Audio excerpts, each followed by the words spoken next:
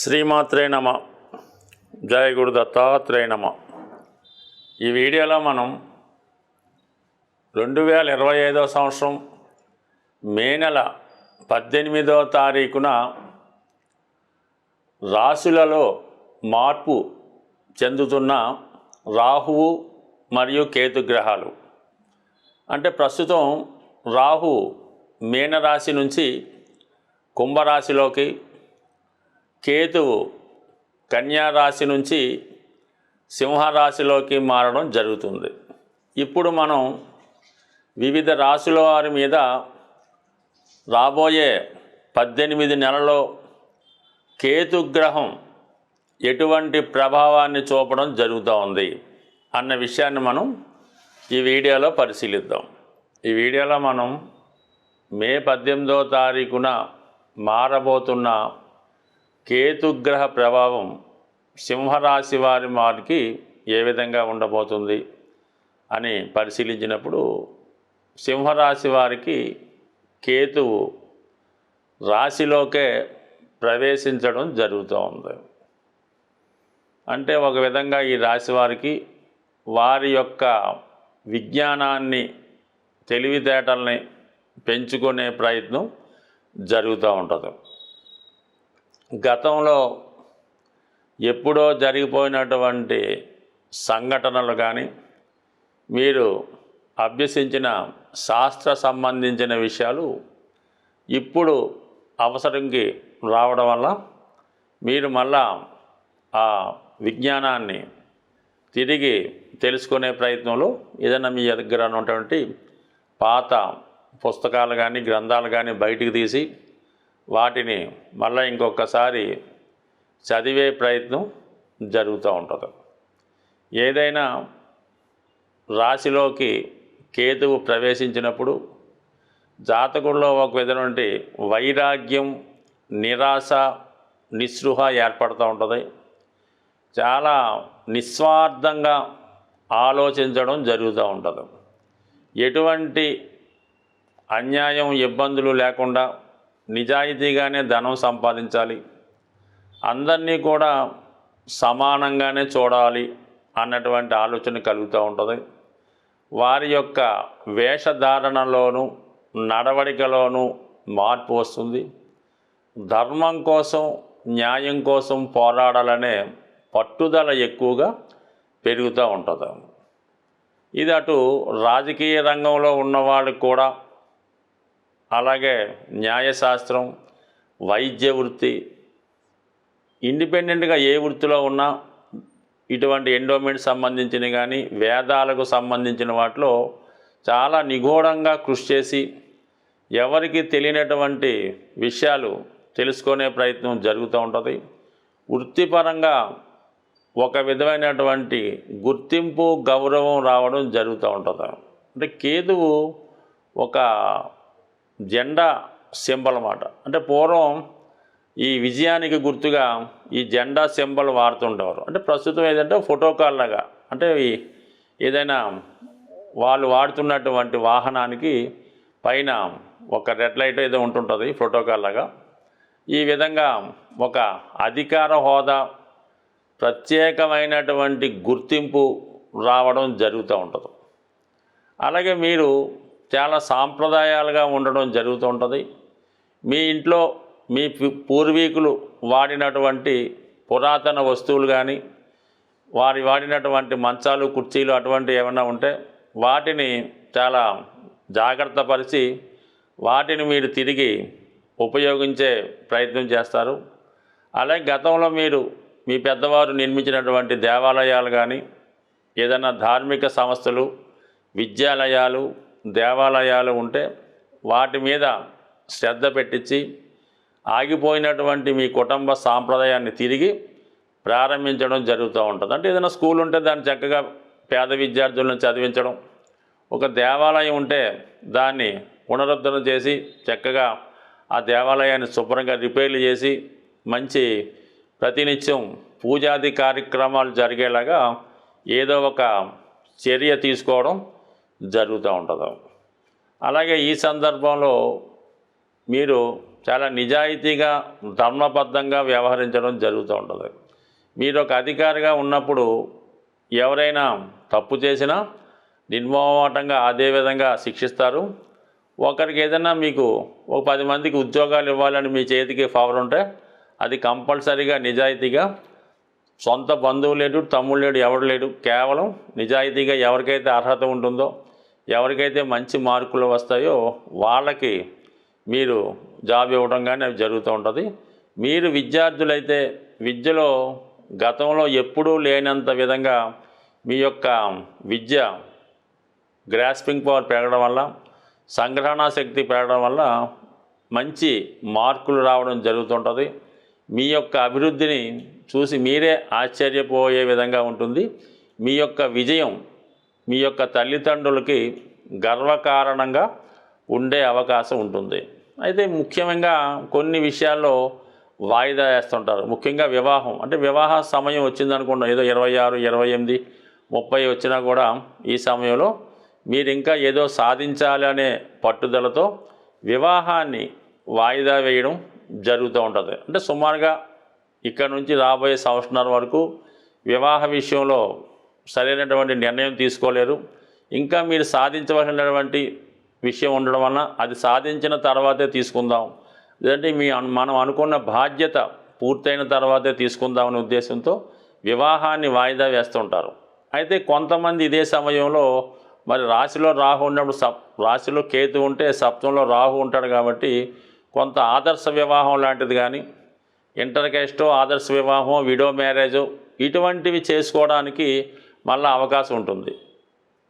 ఇది కారణంగా రాశిలో ఉన్నటువంటి కేతువు కూడా మీతో ఏదో ఒక సంస్కరణ లాంటి వివాహం చేసుకోవాలి, మన వివాహం అవతల వారికి ఉపయోగపడాలి, అలాగే మనం ఒక సంఘ సంస్కర్తగా కొత్త విషయాలకి ప్రోత్సహించాలనే ఉద్దేశంతో ఈ సమయంలో ఇటువంటి సాంప్రదాయేతర వివాహాలు చేసుకోవడం కానీ, వయసులో పెద్దగా ఉన్నవారిని కానీ, అలాగే రెండో పెళ్లి వారిని కానీ ఈ విధంగా వివాహం చేసుకోవడానికి, అంటే రాశిలో ఉన్నటువంటి కేతువు అటువంటి వైరాగ్యాన్ని ఇస్తూ ఉంటాడు కాబట్టి అటువంటి వివాహాలు జరగడానికి ఈ సమయంలో అవకాశం ఉంది. బట్ ఏదైనా ఈ సమయంలో మీరు చేసినటువంటి కార్యక్రమాలు చాలా వరకు మంచి గుర్తింపు రావడం జరుగుతూ ఉంటుంది.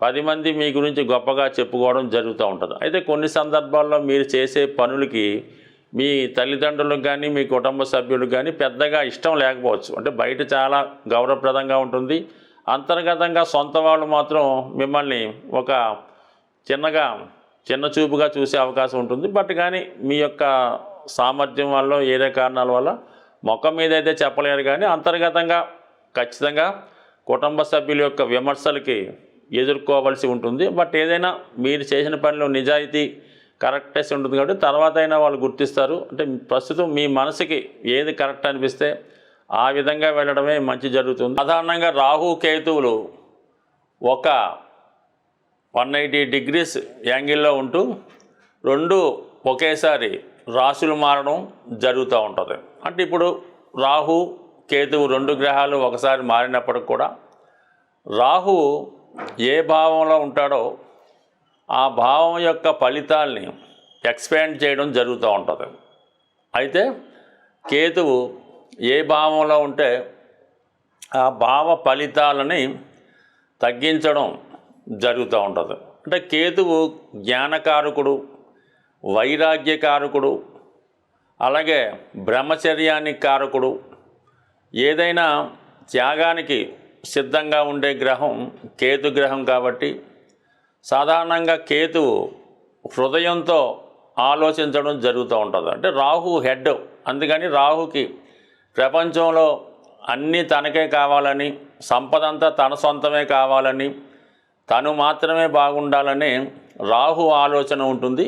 రాహు అంటే కేవలం తల, అది ఆకాశం నుంచి భూమిలోకి, అంటే భూమిలో ఉన్నటువంటి తన దేహం కోసం చూస్తూ ఈ ప్రపంచంలో ఉన్నటువంటి కోరికలన్నీ తనకు కావాలని కోరుకుంటాడు రాహు. అందుకే రాహు ప్రభావం ఉన్నటువంటి జాతకులు అనేక అనైతిక అక్రమ మార్గాల ద్వారా ధనాన్ని సంపాదించడం జరుగుతూ ఉంటుంది. మరి కేతు అలా కాదు. కేతు కేవలం మొండె భాగం మాత్రమే, అంటే తల లేకుండా కేవలం మొండెం మాత్రమే ఉంటుంది. మరి కేతువు ఆకాశం వంక చూడటం వల్ల జ్ఞానకారకుడు, వైరాగ్యకారకుడు అవుతూ ఉంటాడు. ఏ కోరిక, వ్యామోహం ఉండదు. మరి అందరూ బాగుండాలి, అందరూ క్షేమంగా ఉండాలి అన్నటువంటి ఆలోచనతో రాహు కేతు ఉండడం జరుగుతుంది. దాని తర్వాత ఏంటంటే కేతువు ఏ భావంలో ఉంటే ఆ భావం మీద వ్యామోహాన్ని, కోరికని తగ్గించడం జరుగుతూ ఉంటుంది. మరి ఈ విధంగా ఈ రాహుకేతువులు మార్పు చెందడం వల్ల మరి వివిధ రాశుల వారి మీద కేతువు యొక్క ప్రభావం ఏ విధంగా ఉంటుంది అన్నది పరిశీలిద్దాం. సాధారణంగా కేతువు విఘ్నేశ్వరుడు యొక్క ప్రతిరూపంగా చెప్పడం జరుగుతూ ఉంటుంది.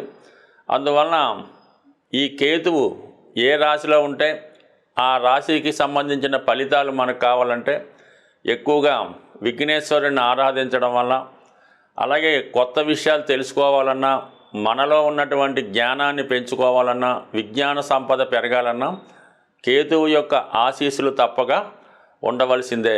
అయితే రాహు కేతువు రెండు ఎదురెదురు రాశుల్లో ఉండడం వల్ల కంపల్సరిగా వీళ్ళిద్దరి ప్రభావం కలిపే వివిధ రాశుల మీద రావడం జరుగుతుంటుంది. ఆ కారణం వల్ల ఏంటంటే ఎక్కువగా రాహు డామినేట్ చేస్తున్నప్పుడు కూడా కొన్ని సందర్భాల్లో కేతువు కూడా తన ఫలితాన్ని ఇస్తూ జాతకుడిని మోక్షం వైపు నడిపించే ప్రయత్నం చేస్తూ ఉంటాడు. మరి ఇప్పుడు మనం మిగతా రాశుల వారికి ఈ మే నెల 18వ తారీఖున మార్పు చెందినటువంటి ఈ రాహుకేతువులు ఏ విధమైన ప్రభావం చూపుతారో వివరంగా తెలుసుకునే ప్రయత్నం చేద్దాం. కేతుగ్రహం మనకి సంపూర్ణంగా సహకరించాలంటే మరి విఘ్నేశ్వరుడి యొక్క ఆరాధన వల్ల మనకి కేతువు సంతృప్తి చెందడం జరుగుతూ ఉంటుంది. అందుకని కంపల్సరిగా ఈ కేతువు పెట్టినటువంటి ఇబ్బందులు నుంచి, అంటే కేతువు ఇబ్బందులే ఉంది, ఏ పని ప్రారంభించినా మధ్యలో ఆగుతుంటుంది. మనం ఒక ప్రయత్నం కోసం వెళ్తే వేరే ప్రయత్నం జరుగుతూ ఉంటుంది. విద్యార్థులకి చదువు మీద ఆసక్తి తగ్గి మిగతా విషయాల మీద ఆసక్తి వెళ్తుంది. బట్ ఏదైనా కంపల్సరిగా కేతుగ్రహం అంటే విఘ్నేశ్వరుడు యొక్క ఆరాధన, సంకటనాశన గణేష్ స్తోత్రం చదువుకోవడం, సంకష్టహర చతుర్థి రోజు కంపల్సరిగా ఉపవాసం ఉండి విధి విధానంగా మరి ఉదయం పూట ఏదన్నా గణపతి హోమం జరుగుతుంటే అందులో పాల్గొనడం, ప్రదోష వేళ సాయంకాలం అభిషేకంలో పాల్గొనడం వల్ల చక్కగా ఈ యొక్క విఘ్నేశ్వరుడు యొక్క అనుగ్రహంతో కేతుగ్రహ అనుగ్రహం లభిస్తుంది. సింపుల్గా ఏంటంటే ఆదివారం కానీ మంగళవారం కానీ ఎండు ఖర్జూరం అన్నది ఒక 7 ఎండు ఖర్జూరాలు, అలాగే ఒక చిల్లర నాణం 10 రూపాయలదో 20 రూపాయల నాణ్యం తీసుకొని మరి అలాగే ఒక 7 మంది సాధువులకి, అక్కడ అంటే సాధువులు అంటే మామూలుగా అక్కడ టెంపుల్ దగ్గర ఉన్నటువంటి ఈ కాషాయ రంగు ధరించిన వాళ్ళకి ఒక 7గురికి డొనేట్ చేయడం వల్ల మనకి కేతుగ్రహ అనుగ్రహం లభిస్తుంది. ఎక్కువగా డ్రై ఫ్రూట్స్ మరి మీరు ఆహారంగా తీసుకున్నా, అదే దేవాలయంలో స్వామికి ప్రసాదంగా నైవేద్యంగా సమర్పించిన కేతుగ్రహ అనుగ్రహం లభించే అవకాశం ఉంది. అంటే పిల్లల యొక్క చదువు తరచూ ఇబ్బంది పడుతుంది, కలలో మనకి పెద్దవాళ్ళు మరణించిన వారు కలలో కనబడుతున్నారు అనుకున్నప్పుడు ఈ పిల్లులు ఉంటాయి కదా, దానికి చక్కగా పాలు నైవేద్యం కాదు, పిల్లులకి పాలు పెట్టడం వల్ల ఈ కేతుగ్రహ దోషం పరిహారం అవుతుంటుంది. అంటే సాధారణంగా పిల్లులకి మరి ఈ ఆత్మలు అవి కనబడుతుంటాయని చెప్తూ ఉంటారు. అది శాస్త్రాల్లో చదవడం తప్ప మనకైతే తెలియదు. కానీ సో ఏదైనా మనం గమనించినప్పుడు అర్థమవుతుంటుంది. ఇంట్లో మన పెంపుడు కుక్కకి ఈ పిల్లులకి కంపల్సరిగా చనిపోయిన వారి యొక్క ఆత్మలు కనబడుతూ ఉంటాయి. ఒక విధంగా కేతువు కూడా ఆత్మ లాంటిదే కాబట్టి ఈ పిల్లులకి పాలు పోయడం వల్ల కూడా కేతుగ్రహ సంపూర్ణ అనుగ్రహం లభిస్తుంది. ఇంకా మీకు మరీ ఇబ్బందులుగా ఉంది, అసలు పిల్లవాడు ఏం మాట పట్టించుకోవట్లేదు, ఏమీ కుటుంబ విషయాలు ఏమీ పట్టించుకోవడం లేదు, చాలా వైరాగ్యంగా ఉన్నాడు, ఏదో పిచ్చి పట్టినట్టు దెయ్యం పట్టినట్టు తిరుగుతున్నాడు, జుత్తు అంతా పెంచుకున్నాడు, బట్టలు మార్చుకోవటం లేదు, స్నానం చేయడం లేదు అనుకున్న వాడిని ఏదైనా అంటే ఈ శ్రీశైలం తిరుపతి లాంటిలో కొన్ని ఆశ్రమాలు ఉంటాయి, ఋషుల యొక్క ఆశ్రమాలు అవి ఉంటుంటాయి.